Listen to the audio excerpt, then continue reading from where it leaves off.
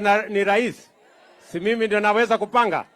Sasa mimi nataka tukuje tukubaliane na nyinyi, kwa sababu hamwezi kukaa bila maji. Si lazima niwapatie maji ama namna gani?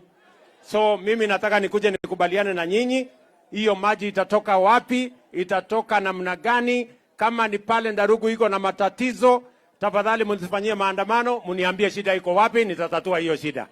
Neguo, mnasema nikuje tukubaliane mbele ya maneno yote haya, nitapanga vile tutakuja tukubaliane.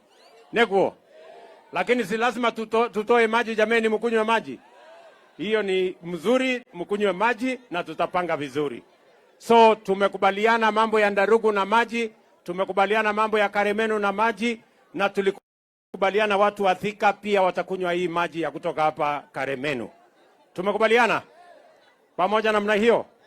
So otherwise, asante sana. Wacha nimuite leader wa majority katika bunge letu la kitaifa, Kimani Ichung'wah.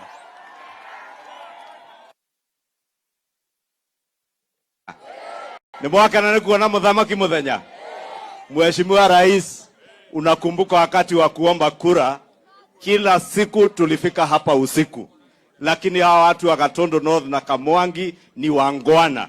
Walisema hata kama wanakuona kwa giza, na wakasema hata Rigiji wamemuona kwa giza, mchana wataona jina yako na watakupea kura. Na tuwashukuru sababu walitushikilia na wakatupea kura.